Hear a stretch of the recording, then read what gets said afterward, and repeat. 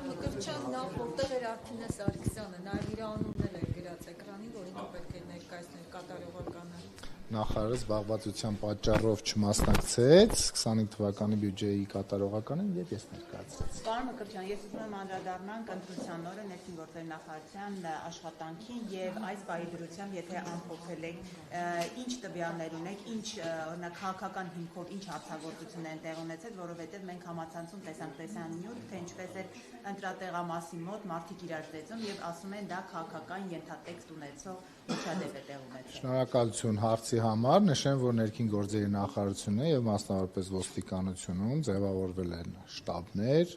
աշխատանքային խմբեր եւ պատշաճ հասարակական կարգ ու կանոն ապահովվել բոլոր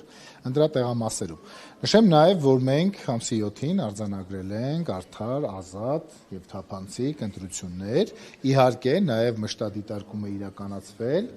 իրավախախտումներ հայտնաբերելու տեսանկյունից, արձանագրել ենք մի շարք դեպքեր, դրանց մի մասը ստուգման փուլում են եւ ձեր կողմից նշված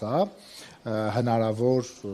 ծեծի, խուլիգանության, այսպես ասած դեպքերը արձանագրվել են եւ հաղորդումներ են ներկայացվել նախաքննության մարմին։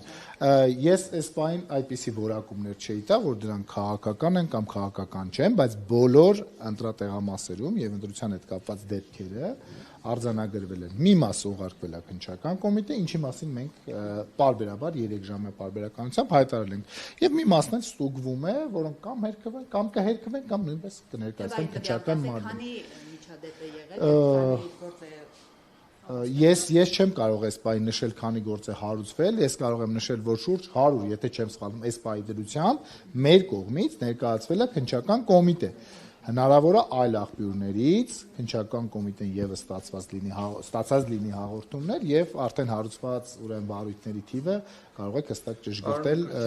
քննչական կոմիտեի հետ։ Ընդդիմությունը ասում է, որ ըստ էության այն դեպքերում, երբ որ խախտումներ, հարձակումներ քաղաքացիների վրա իրականացնում է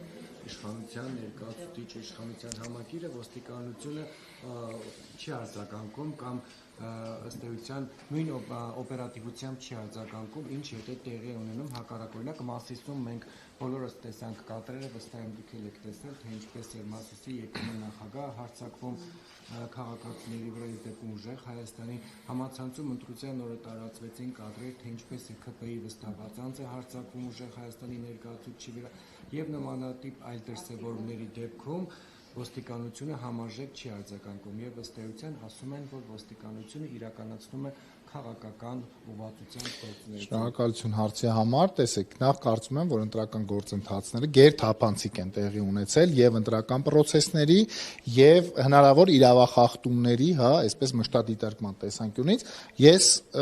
բոլոր կարողա դեպքերը հիմա չեմ հիշում, բայց մշտադիտարկման արդյունքներով առնվազն ձեր նշածից մի քանիսը ես ինքս հիշում եմ, որոնք արձանագրվել եւ ներկայացվել են քննչական կոմիտե։ Ներկայացվել են, բոլորով ներկայացվել են, ես ուղղակի թվարկված դեպքերը տենց ամբողջությամբ չնույնացրեցի, բայց բոլորը ներկայացված են եւ համապատասխանաբար քննություն է լինելու։ Տեխնիկական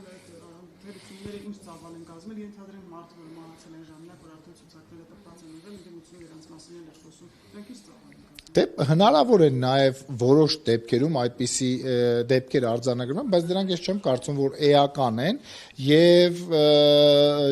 պարզաբանվել են եւ ընտրության օրը պարզաբանումներ տրվել են օպերատիվ աշխատել է նաև միգրացիա եւ քաղաքացիության ծառայությունը եւ ընդ որում եթե կան նաև էլի պարզվող եւ պարզաբանվող հարցեր բավականին թափանցիկ process-ում կարելի է դրանք տալ պատկան մարմիններին եւ ստանալ պատասխաններ։